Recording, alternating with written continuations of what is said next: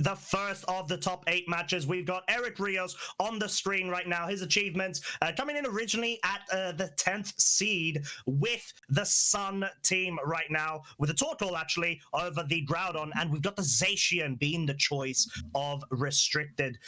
Eric Rios is one of the most consistent players, definitely one of the most consistent European players, as he's definitely no stranger to achievements, both in real life events as well as the online ones that have popped up due to the lack of regular normal official circuit during COVID times, of course. Top 8 Malmo regionals, top 8 Oceania internationals, top 4 Latin America internationals. This is all in 2020, so still on form ever since then, whilst he had actually got a top 8 in the World Championships. But we're going to go straight over to his opponent, Ramsés, right now. Yeah, Ramsés Quintana here. He's got a lot of qualifications down up his sleeve as well. He runner-up in the Victory Road Circuit, qualifier number 2, top 4 in the Circuit du Gala, qualifier number 3, and top 8 in the number 7. And then in 2018, 3 times an MSS champion as well. And especially in his local scene, that's no mean feat there. And again, we've got another Sun team, the Groudon, Venusaur, Charizard, Thundurus, Grimmsnarl, and the Umbreon.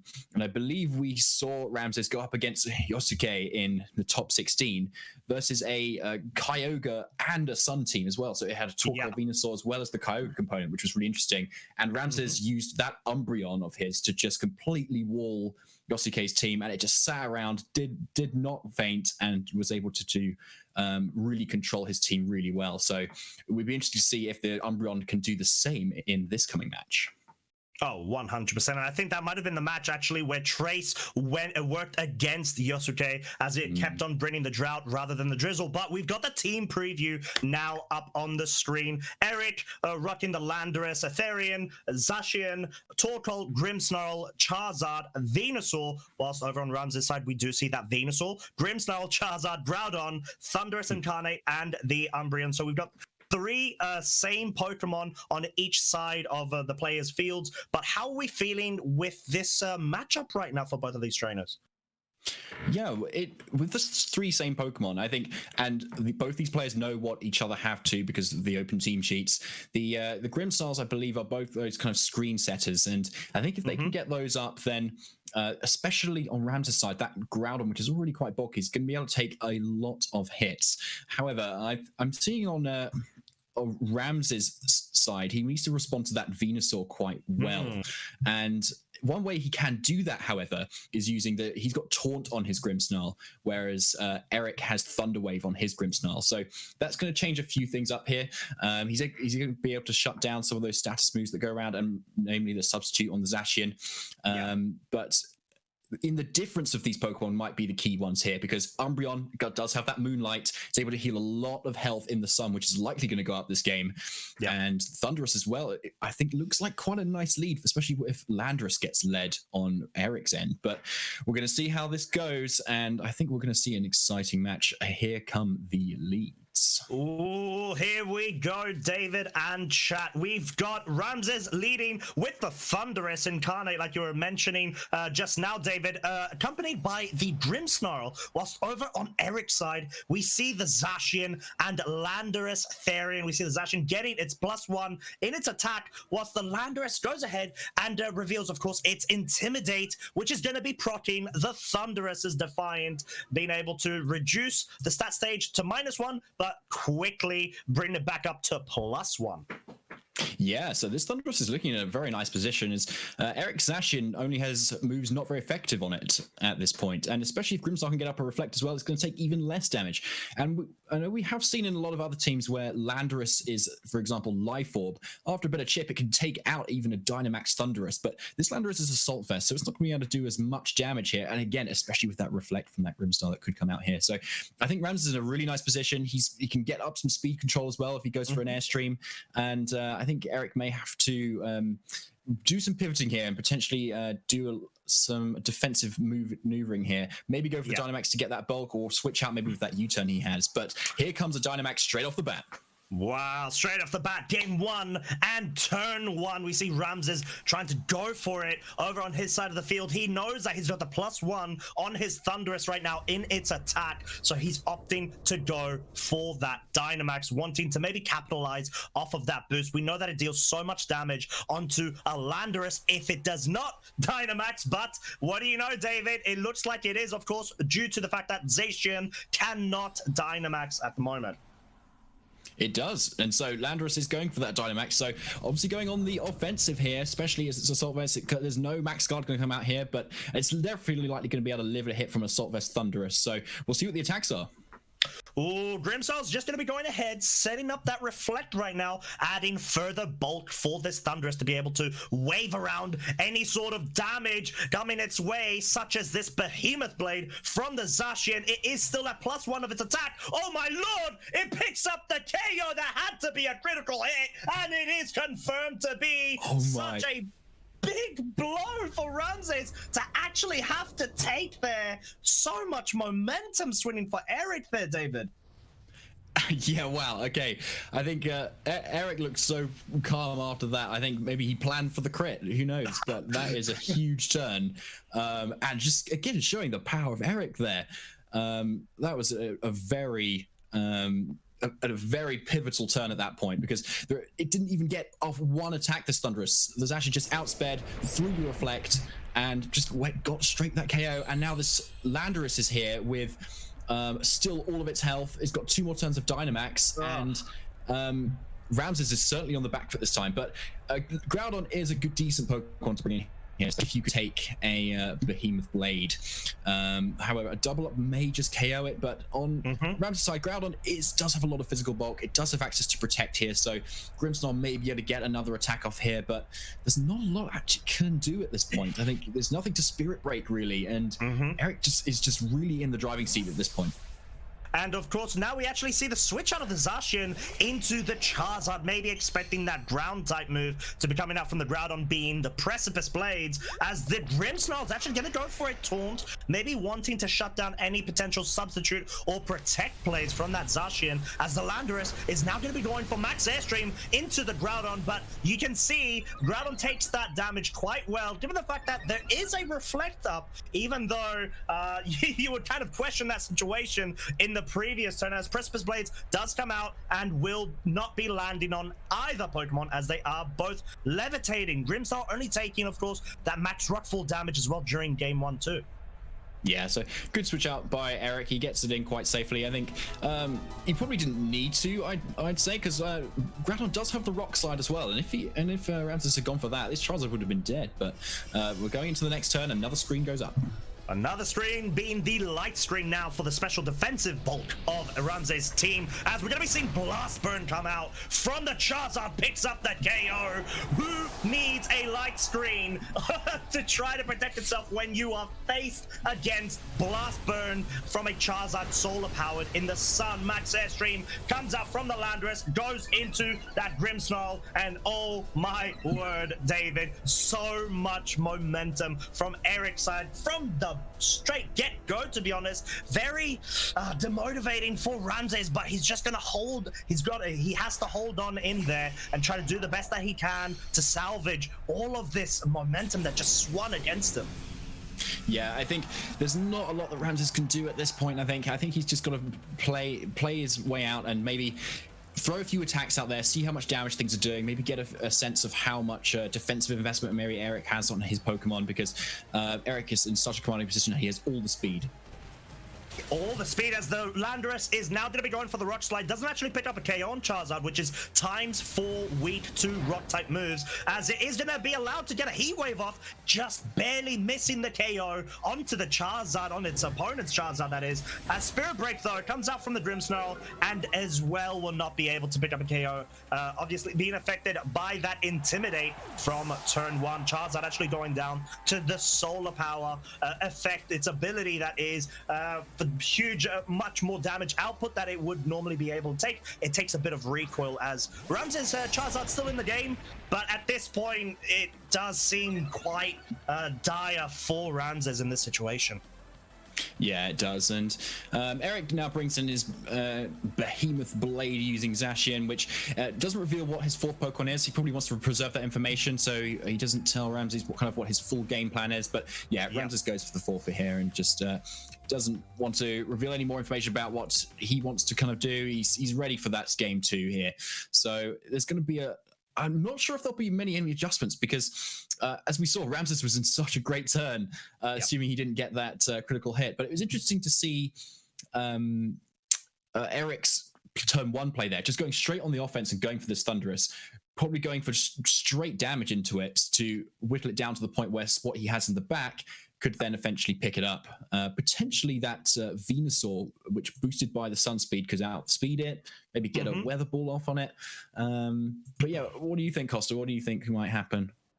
I feel like, well, I mean, Ramsés, in this situation, he might even stick to the same game plan if he thinks that the Thunderous in that situation can still just basically do a lot of work for it, because the critical hit, especially breaking through the screen of Reflector, is just so unfortunate, and it does throw up, strap up the book of your game plan in that scenario, because he might actually think, okay, next time crit might not happen. I think it's still solid to kind of lead with Thunderous, but I'm not sure because the Zacian should not be picking up a KO in that situation. Of course, it really shouldn't. So he might think about that scenario. But what do you think? Do you think Eric is going to actually change anything up, or will he lead the absolute same as he just did in game 1?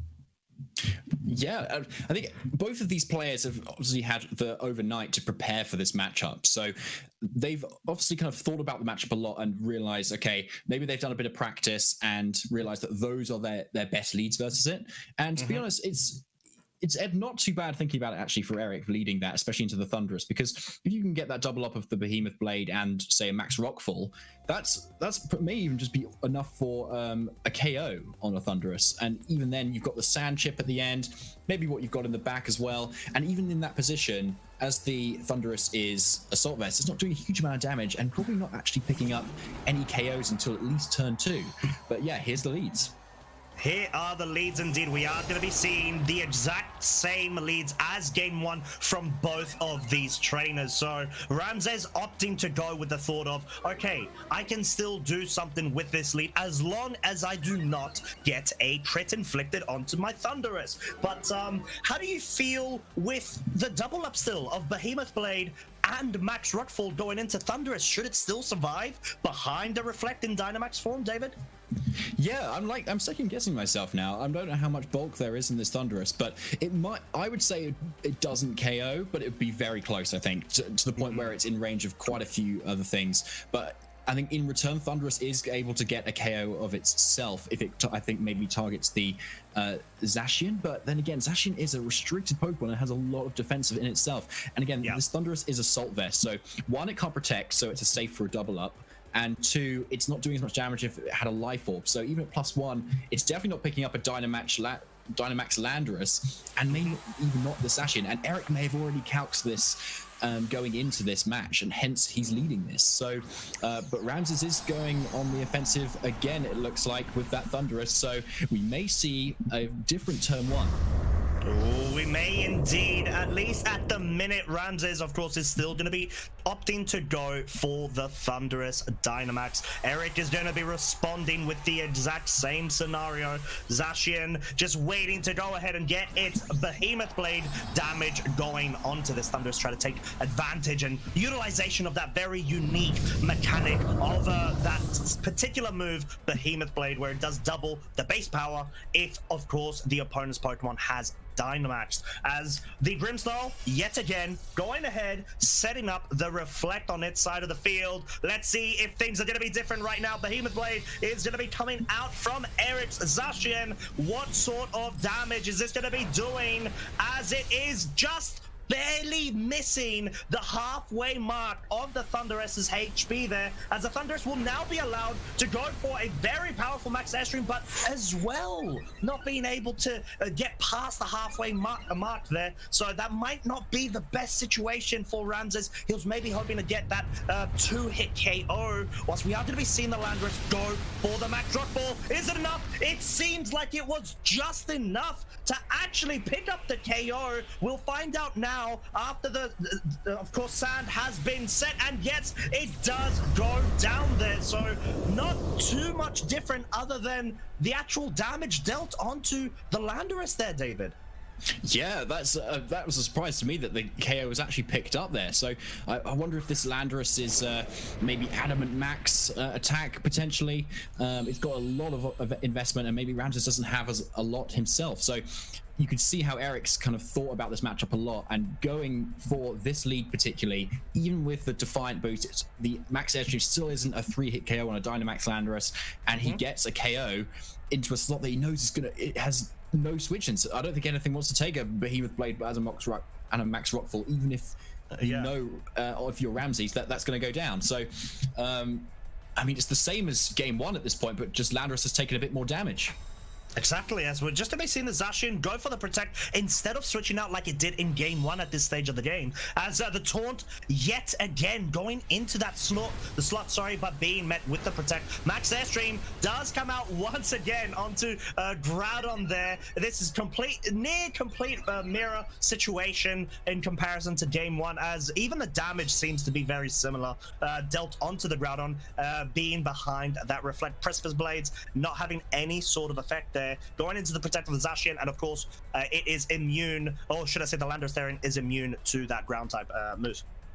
Yeah, nice safe play from Eric there. He doesn't risk going into the Charizard that could get caught by a Rock Slide. He goes for the safe protect, gets a necessary chip on Groudon, so it puts it in range of a double up, even with the reflect up here. And because Grimmsnarl isn't offering anything, even if we see this protect here.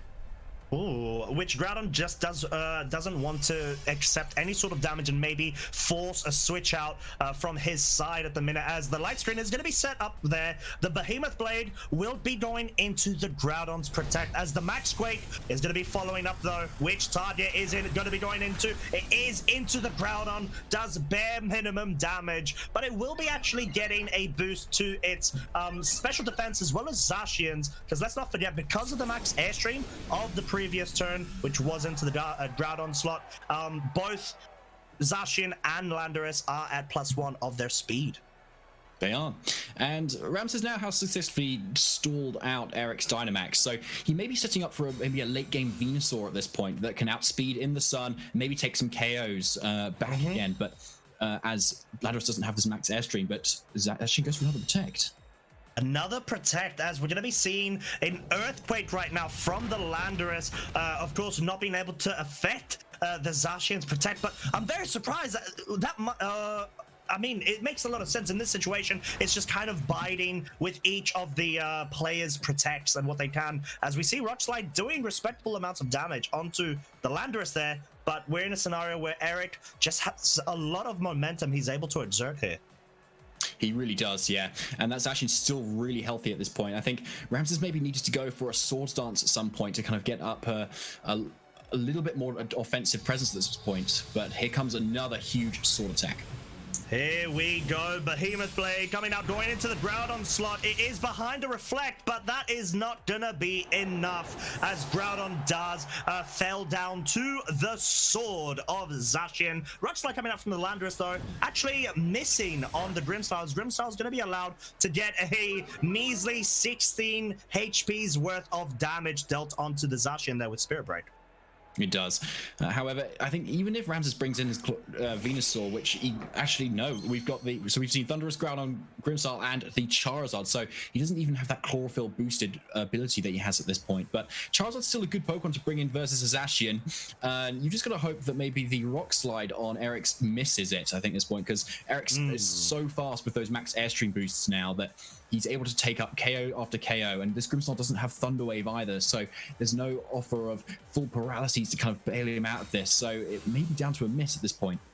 As we're going to be seeing Zacian go for the protect, so every other turn it has been protecting right now. As Rock Slide does come out, and it does pick up the KO. That must be a crit as well. Yet another crit. Oh my lord. Eric's team is absolutely on fire with them, but I don't think it would have mattered as much as this Landorus, we do know, does have an Assault Vest. So in this scenario, there wasn't much, unfortunately, that the Grimmsnarl could even do. Nevertheless, the Charizard as well, because Eric does still have all 4 of his Pokemon. He does, yeah, and he's not even played it so like very risky either. Like the switch to Charizard maybe in game 1's a little bit on edge there, but on the whole, I think he had a really solid game plan. He knew exactly what he was doing, and he executed it extremely well to the point that he won the second game 4-0. So well played to Eric, and same to Ramsés as well. It was I think a hard matchup, and I think it maybe came down to the actual individual training of these Pokemon, like the Landorus being specifically that bulky or being that strong that it could take the KO even through the Reflect, and Ramsés Thundurus being not too bulky. So well played by both, but interestingly to see how much prep has gone into these matches going straight in, and you could see how much Eric's planning has paid off for him. Definitely, because I think he may have been expecting that scenario. He knew that either way, he's going to be dealing so much damage onto whichever Pokemon Ramsés decides to go ahead and Dynamax. So in that scenario, we did, of course, see in game 2 that the crit mattered when it came to the Thundurus not being able to get any damage off. But then eventually it didn't, as the Thundurus did still go down, and no crits, of course, notified in the game 2. So what would you have maybe liked Ramsés to have done maybe, but do you think another lead could have helped in that scenario? I think so, because I think if you're Ramsés, you may have been wondering, okay, why, if you've had so much prep, are you leading a Landorus into my Thundurus at this point? And you'll have to wonder if maybe that is enough at that point, and then actually thinking about how much is my Airstream going to do, and is that effective if my Thundurus just goes down? So it may have been the play to even say, not even go for the Reflective Grimmsnarl, effectively just sacrifice your Thundurus maybe, and then switch out Grimmsnarl maybe into Charizard to give it an Airstream boost. Because then at that point, Charizard comes in, it's got fire moves for the Zacian that it now outspeeds because the Landorus has gone for a Rockfall. So maybe that was another way out. And at that point, you can bring in the Groudon and then give your Charizard the Sun Boost too. So, but a lot of ways to play it. It's hard to say in hindsight. Oh, definitely. But of course, huge congratulations to Eric being able to progress on to the top 4 stage of this tournament. As huge commiserations as well as congratulations to Ramsés for being able to reach this far as well. So what we are going to be doing is we're going to be cutting to a very short break, get some other casters on and going, get the next matchup, which I'm not sure if I can remember. I think it's Matteo Agostini, David, versus Kevin Salvetto. So don't go anywhere, and we'll be right back. Thank you.